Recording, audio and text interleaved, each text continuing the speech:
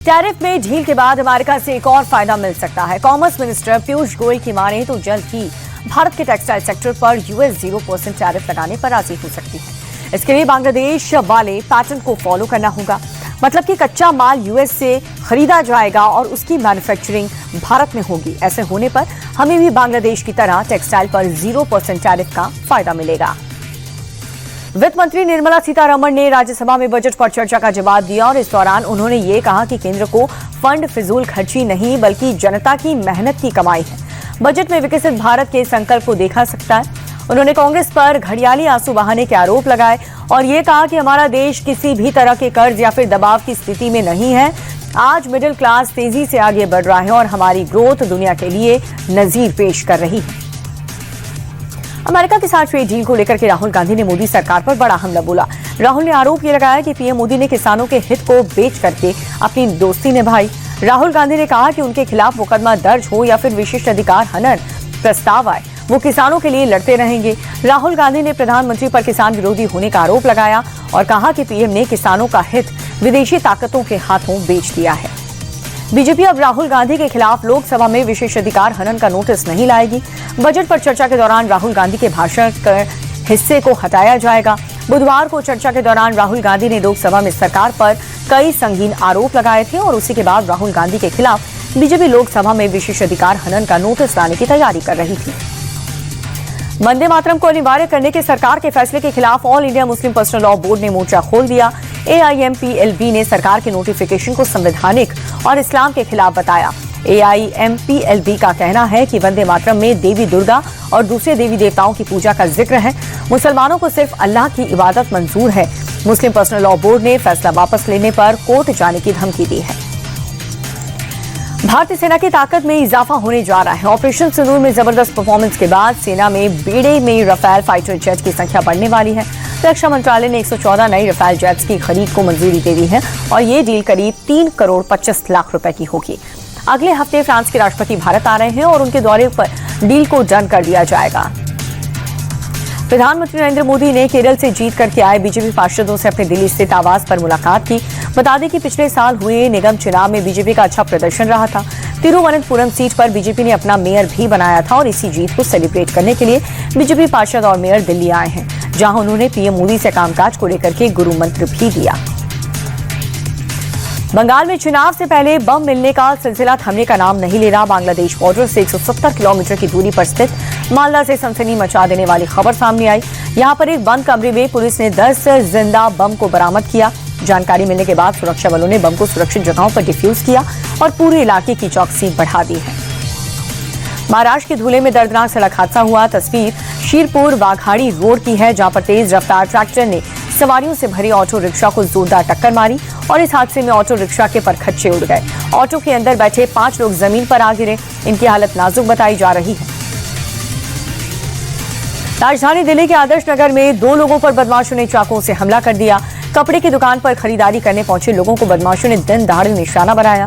चाकुओं से कई वार करने के बाद बदमाश युवकों को लहूलुहान हालत में छोड़ करके वहां से फरार हो गए। मौके पर पहुंची पुलिस ने घायलों को अस्पताल में एडमिट करवाया और सीसीटीवी के जरिए आरोपियों की तलाश की जा रही है।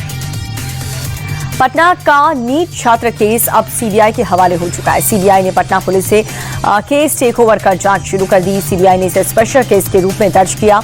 कई अज्ञात लोगों का आरोप बनाया गया है। जांच के लिए बिहार सीबीआई की टीम इस केस से जुड़ी सभी फाइल्स लेकर के दिल्ली आ गई। शुरुआत में इसे संदिग्ध मौत बताया जा रहा था, लेकिन बाद में नीतीश सरकार ने इसे हत्या स्वीकार करते हुए सीबीआई को केस ट्रांसफर कर दिया। बिहार के बेगूसराय में बेखौफ बदमाश ने जम करके कहर ढाया। पुराने विवाद को लेकर बदमाशों ने एक घर पर धावा बोल दिया और उसके बाद 2 पक्षों की तरफ से जम करके बहसबाजी हुई। आरोप यह है कि इसी दौरान युवक ने धारदार हथियार के साथ महिला को धमकाया, जिसका वीडियो सामने आने पर पुलिस ने 15 लोगों के खिलाफ केस दर्ज कर लिया। आरोपियों की तलाश में छापेमारी चल रही है। भोपाल पुलिस ने अपराधियों के खिलाफ बड़ा प्रहार किया है। 400 से ज्यादा पुलिस वालों की टीम ने अमन कॉलोनी की घेराबंदी करके 39 कुख्यात बदमाशों को गिरफ्तार किया। अमन कॉलोनी को ईरानी डेरा भी कहा जाता है और इसी ईरानी डेरे की कहानी फिल्म धुरंधर की लारी की तरह है। कुख्यात गैंगस्टर और उनके गुर्गे यहाँ पर अपना अड्डा बनाए हुए हैं और इस इलाके में कार्रवाई से पहले पुलिस भी 100 बार सोचती है। ईरानी डेरे का गैंग सिर्फ भोपाल ही नहीं बल्कि देश के कई राज्य में सक्रिय है। बेंगलुरु में लोकायुक्त ने शिक्षा विभाग के भ्रष्ट अधिकारी पर कड़ा एक्शन लिया। आरोपी के खिलाफ गैर कानूनी तरीके से प्रॉपर्टी खरीदने को लेकर केस दर्ज हुआ और इस मामले में 6 ठिकानों पर छापेमारी की गई। आरोपी के दोस्त के घर से टीम ने 1 करोड़ 70 लाख से ज्यादा नकदी बरामद की। नोट गिनने की मशीन का सहारा लिया जा रहा है। कई और ठिकानों पर भी तलाश जारी है। कर्नाटक के बीजेपी विधायक बी बसवराज को बेंगलुरु एयरपोर्ट से पुलिस ने गिरफ्तार कर लिया। बी बसवराज पर मर्डर का आरोप है। 40 साल के real estate agent Shiv Prakash की 15 जुलाई 2025 में हत्या हुई थी। शिव प्रकाश के परिवार वालों ने बीजेपी विधायक पर हत्या का आरोप लगाया था और इस मामले में बी बसवराज की हाईकोर्ट आज सुप्रीम कोर्ट से अग्रिम जमानत अर्जी खारिज हो गई, जिसके बाद बेंगलुरु एयरपोर्ट से उन्हें गिरफ्तार कर लिया गया।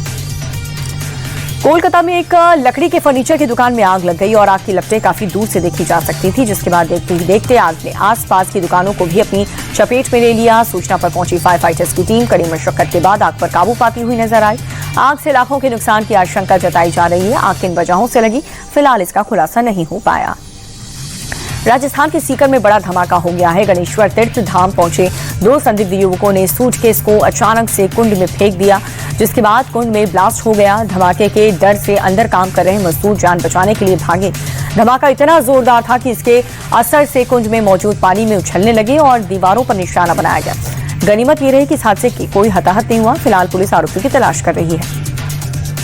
बांग्लादेश में आम चुनाव के लिए वोटिंग खत्म हो चुकी है और कुल 48% वोटिंग हुई है। सुबह तक वोटों की गिनती पूरी हो जाएगी और कल ही नए प्रधानमंत्री के नाम का भी ऐलान संभव है। 5 अगस्त 2024 को हुई हिंसा के बाद से ही बांग्लादेश का अंतरिम सरकार संभाल रही है। पिछले साल तख्ता पलट के बाद शेख हसीना की पार्टी को अवैध करार दे दिया गया था और इसीलिए मुख्य मुकाबला बीएनपी और जमात के बीच है। बांग्लादेश में चुनाव के दौरान बड़े पैमाने पर हिंसा, मारपीट और बैलेट पेपर की लूट और धांधली की खबरें आई। राजधानी ढाका की अगर बात करें तो यहां पर वोटिंग के दौरान गड़बड़ी देखने को मिली है और झालाखाटी जिले में फर्जी वोट डालने पर एक महिला को 2 साल जेल और जुर्माना की सजा सुनाई गई। कई जगहों पर जमाते इस्लामी और बांग्लादेश नेशनलिस्ट पार्टी के समर्थकों में हिंसक झड़प हुई, जिसमें एक बीएनपी कार्यकर्ता की मौत हो गई। मेडागास्कर में चक्रवात गिजानी का कहर देखने को मिल रहा है। तेज हवाओं के साथ बारिश से कई घरों को नुकसान पहुंचा। करीब 20 लोगों की मौत हो गई, 33 से ज्यादा घायल हो गए। करीब 3000 लोगों को रेस्क्यू के बाद सुरक्षित जगहों पर शिफ्ट किया गया। मौसम विभाग ने आसपास के इलाकों में अलर्ट जारी कर दिया है। बता दें कि साइक्लोन गिजानी ने बड़े पैमाने पर इंफ्रास्ट्रक्चर को नुकसान पहुंचाया। यूएन ने इमरजेंसी फंड में $3 मिलियन की सहायता का ऐलान भी कर दिया है। पटना में दिन दहाड़े एक शख्स को उसके ही साथ रहने वाले भांजे ने मौत के घाट उतार दिया। सीसीटीवी में दिख रहा है कि घात लगाए बैठे शख्स ने पहले तो अपने मामा का पीछा किया और फिर धारदार हथियार की मदद से उसका गला रेत दिया, जिससे आरोपी के मामा की मौके पर ही मौत हो गई। फिलहाल आरोपी को पुलिस ने दबोच लिया। पारिवारिक विवाद के चलते हत्या की आशंका जताई जा रही है। यूपी के रामपुर में वकील फारूक अहमद की दिन दहाड़ी गोली मारकर हत्या कर दी गई। दरअसल पंचायत कार्यालय में वकील फारूक अपनी पत्नी से मिलने जाता था और उसी दफ्तर में काम कर रहे असगर से वकील की कहासुनी हो गई, जिसके बाद असगर ने गोली चला दी। गोली लगते ही परिसर में अफरा तफरी मच गई और लोग इधर उधर भागते हुए नजर आए। घायल वकील को इलाज के लिए अस्पताल ले जाने के दौरान उसने दम तोड़ दिया। फिलहाल पुलिस ने शिकायत के आधार पर केस शुरू कर दिया है। कानपुर लंबोर्गिनी कांड के आरोपी शिवम मिश्रा को जमानत मिल चुकी है। कोर्ट ने 20,000 की निजी मुचलके पर शिवम को रिहा कर दिया। कानपुर पुलिस ने रिमांड की मांग की थी, लेकिन कोर्ट ने अर्जी खारिज कर दी। कोर्ट ने शिवम मिश्रा को जांच में सहयोग करने का आदेश दिया और 8 फरवरी को लंबोर्गिनी कार से 6 लोगों को कुचलने के बाद शिवम फरार था और आज 90 घंटे की फरारी के बाद पुलिस ने उसे गिरफ्तार किया था। गोरखपुर में पशु तस्करी गैंग से जुड़े लोगों पर पुलिस का एक्शन जारी है, जिसमें 3 आरोपियों की करीब 2 करोड़ 60 लाख रुपए की संपत्ति कुर्क कर ली गई। ये कार्रवाई नायब तहसीलदार, राजस्व टीम और पुलिस की मौजूदगी में की गई। आरोपियों पर पशु तस्करी के जरिए अवैध रूप से संपत्ति बनाने का आरोप है। लखनऊ में चौंका देने वाला मामला सामने आया। गोमती नगर थाने में एक महिला ने अश्लील वीडियो बनाने पर एफआईआर दर्ज कराई। आरोप यह है कि राहुल उर्फ कमरू जमाल ने लड़की को स्पा सेंटर में काम दिलाने के बहाने उससे दोस्ती की और फिर एक दिन बियर पिला करके उसके अश्लील वीडियो बना लिया। पुलिस ने आरोपी के साथ ब्राउन गर्ल कैफे के खिलाफ भी एफआईआर दर्ज की। हिंदू महासभा का दावा यह है कि आरोपी छांगूर के धर्मांतरण रैकेट से जुड़ा हुआ केस। वैलेंटाइंस डे को लेकर के यूपी और एमपी में बेहद अजीब तस्वीरें सामने आई। यूपी के मुजफ्फरनगर में क्रांति सेना लठ पूजन कर रही है और कपल्स को पुलवामा शहीदी दिवस के दिन सेलिब्रेशन न करने की चेतावनी दे रही है। उधर एमपी के इंदौर में कॉलेज में जब प्रोग्राम हुआ तो बजरंग दल ने जमकर के तोड़फोड़ और उत्पात मचाया। पुलिस सीसीटीवी के आधार पर हुड़दंग मचाने वालों पर कार्रवाई कर रही है। हरियाणा के फरीदाबाद में सूरजकुंड मेले में हुए हादसे के जख्म अब भी भर हारे। सीएम नायब सिंह सैनी ने अस्पताल जाकर के घायलों का हालचाल जाना, उनके परिवार को हर संभव मदद देने का भरोसा दिया। आपको बता दें कि फरीदाबाद के मशहूर सूरजकुंज मेले में अचानक से झूला टूटकर गिर गया था और इसी हादसे में रेस्क्यू में लगी पुलिस वालों की मौत हो गई थी और वहीं दर्जन भर से ज्यादा लोग घायल हो गए थे। महाराष्ट्र के नासिक में एक बार फिर से मराठी भाषा को लेकर के गुंडागर्दी की गई। एमएनएस कार्यकर्ताओं ने फिजिक्स वाले के कोचिंग सेंटर में जमकर के हंगामा किया, जिसका वीडियो सामने आया। दरअसल कुछ छात्रों ने कोचिंग के टीचर और कर्मचारी पर मराठी बोलने, बच्चों को कथित तौर पर अपमानित करने और मराठी में पढ़ाने से इनकार करने का आरोप लगाया था।